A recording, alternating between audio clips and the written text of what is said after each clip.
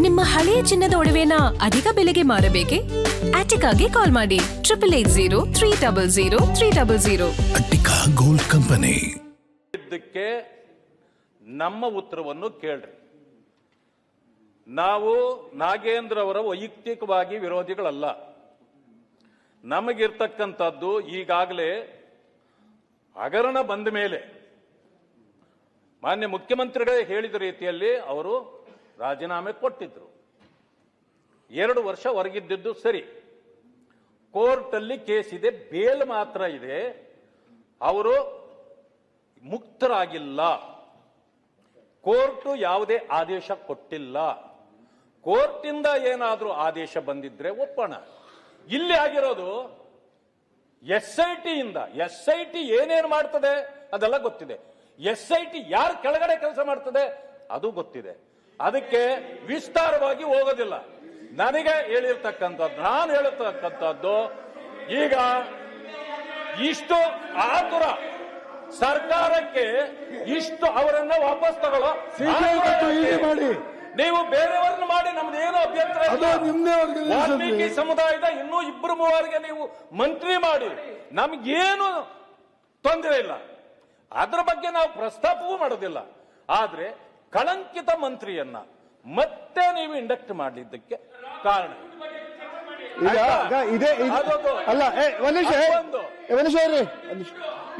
ನಾವು ಅದೇ ವಿರೋಧ ಪಕ್ಷ ನಾಯಕರೇ, ನಾವು ಇದೇ ಹೇಳ್ತಾ ಇರೋದು. ನೀವು ಚರ್ಚೆಗೆ ಬನ್ನಿ, ಚರ್ಚೆ ಮಾಡಿ ಅಂತ ಹೇಳ್ತಾ ಇದೀವಿ. ಮುಖ್ಯಮಂತ್ರಿ ಹೇಳಿದ್ರು ಚರ್ಚೆ ಮಾಡಿ, ನೋಟಿಸ್ ಕೊಡಿ, ಚರ್ಚೆ ಮಾಡೋಣ. ಈಗ ನೀವು ಇದರಲ್ಲಿ ಚರ್ಚೆ ಮಾಡುವಂತದ್ದು ಏನು ಉಳಿದಿಲ್ಲ. ವಜಾ ಮಾಡಿ ಆಮೇಲೆ ಚರ್ಚೆಗೆ ಬರ್ತೀವಿ. ವಜಾ ಮಾಡಿ ನಾವು ಸಹಕರಿಸ್ತೇವೆ. ಸರ್, ನೋಟಿಸ್ ಕೊಡಕ್ಕೆ ಸಮಸ್ಯೆ. ನೋಟಿಸ್ ಕೊಟ್ಟರೆ ಏನ್ ಹೇಳ್ಬೇಕು ಅಂತಿದ್ದೀರಾ? ಅಧಿಕೃತವಾಗಿ ಹೇಳಿ, ದಾಖಲೆಗಳು ಹೇಳಿ, ಮಾಧ್ಯಮದವರು ಅವರೇ, ರಾಜ್ಯದ ಜನ ನಿಮ್ಮ ವಿಚಾರನ ಮಾಧ್ಯಮದ ಮುಖೇನ ರಾಜ್ಯಕ್ಕೆ ಕೊಡಿ. ನೋಟಿಸ್ ಕೊಡಕ್ಕೆ ಏನ್ ಸಮಸ್ಯೆ? ಆಯ್ತು, ಅಧಿಕೃತವಾಗಿ ನಾವು ರಚನೆ ಮಾಡ್ಕೊಂಡಿರ್ತಕ್ಕಂಥ ಸಂವಿಧಾನಬದ್ಧವಾಗಿ ರೂಲ್ಸ್ ಇದೆ, ನಿಯಮಾವಳಿಗಳ ಪ್ರಕಾರ ಚರ್ಚೆಗೆ ಬನ್ನಿ. ನೋಟಿಸ್ ಕೊಡಕ್ಕೆ ನೀವು ಏನ್ ಬೇಕಾದ್ರೂ ಆರೋಪ ಮಾಡಿ, ದಾಖಲಾತಿಗೆ ಹೋಗ್ಲಿ, ಮಾಧ್ಯಮದವರು ವರದಿ ಮಾಡಿ, ಮಾತನಾಡಲ್ಲ. ರಾಜ್ಯ ಜನಕ್ಕೆಲ್ಲ ಹೇಳಿ, ರಾಜ್ಯದವರು ನೋಟಿಸ್ ಕೊಡಿ. ನೋಟಿಸ್ ಕೊಡ್ಲಿಲ್ಲ ಅಂದ್ರೆ ನೀವು ನೋಟಿಸ್ ಕೊಡದೆ ಬರೀ ನೀವು ಮಾತಾಡ್ತಾ ಕೂತ್ಕೊಂಡ್ರೆ ವಿತಂಡವಾದ ಮಾಡ್ತೀರಿ. ವಿತಂಡವಾದ ಮಾಡಬೇಡಿ, ನೋಟಿಸ್ ಕೊಡಿ. ಮುಖ್ಯಮಂತ್ರಿಗಳು ಹೇಳ್ತಾರಲ್ಲ ನೋಟಿಸ್ ಕೊಡಿ ಅಂತ. ಸೆಂಟೆನ್ಸ್ ತಗೋಬೇಡಿ. ಮುಖ್ಯಮಂತ್ರಿಗಳ ತಮ್ಮ ಮುಂದೆ ನಾನು ಕೈ ಜೋಡಿಸಿ ಒಂದು ಪ್ರಾರ್ಥನೆ ಮಾಡ್ತೇನೆ. ಯಾವ ವಿಚಾರ ಅಲ್ಲ, ಯಾವ ವಿಚಾರ? ಮಾನ್ಯ ಕಾಶಪ್ಪನವರು ಅದು ದಲಿತರನ್ನ ನಿಂದಿಸಿದ್ದಾರೆ. ಏನಂತ ಹೇಳಿದ್ದಾರೆ ಅಂದ್ರೆ, ಮೋದಿ ಅವರು ದೇಶವನ್ನು ಒಲಗೇರಿ ಮಾಡಿದ್ದಾರೆ ಅನ್ನೋದನ್ನು ಹೇಳಿದ್ದಾರೆ. ಎಐಸಿಸಿ ಅಧ್ಯಕ್ಷರು, ವಿರೋಧ ಪಕ್ಷದ ನಾಯಕರು ಮಲ್ಲಿಕಾರ್ಜುನ್ ಖರ್ಗೆ ಅವರಿಗೆ ಇವತ್ತು ನೀವು ಮನುವಾದ ಮಾಡಿರ್ತಕ್ಕಂಥ ಅವಮಾನ ದೇಶದಲ್ಲಿ ಅದಕ್ಕಿಂತ ಉದಾಹರಣೆ ಬೇಕಾ ಸರ್? ನೀವು ಅಸ್ಪೃಶ್ಯತೆ ಬಗ್ಗೆ, ದಲಿತರ ನಿಂದನೆ ಬಗ್ಗೆ ಮಾತಾಡೋದಕ್ಕೆ ನಿಮ್ಗೆ ಏನಲ್ಲ ಸರ್ ರೈಟ್ಸ್? ಇವತ್ತು ನೀವು ಖರ್ಗೆ ಅವರು ನಡೆಸ್ಕೊಂಡಿರ್ತಕ್ಕಂಥ ರೀತಿ ಹೇಳಿ ಸರ್. ಖರ್ಗೆ ಅವರು ನಡೆಸ್ಕೊಂಡಿರ್ತಕ್ಕಂಥ ರೀತಿ, ಮಲ್ಲಿಕಾರ್ಜುನ್ ಖರ್ಗೆ ಅವರು ನಡೆಸ್ಕೊಂಡಿರ್ತಕ್ಕಂಥ ರೀತಿ, ಇವ್ರಿಗೆ ಯಾವ ನೈತಿಕತೆ ಇದೆ ಇವ್ರಿಗೆ? ಮಲ್ಲಿಕಾರ್ಜುನ್ ಖರ್ಗೆ ಅವರು ಎರಡು ಕಡೆ ಚರ್ಚೆ ಆಗಲಿ. ಮಲ್ಲಿಕಾರ್ಜುನ್ ಖರ್ಗೆ ಅವರು ನಡೆಸ್ಕೊಂಡಿರ್ತಕ್ಕಂಥ ರೀತಿ ಚರ್ಚೆ ಆಗಲಿ. ತಕ್ಷಣ ಬಂಧಿಸಬೇಕು. ಮಾನ್ಯ ಮುಖ್ಯಮಂತ್ರಿಗಳಲ್ಲಿ ನನ್ನ ಮನವಿ ಇದೆ.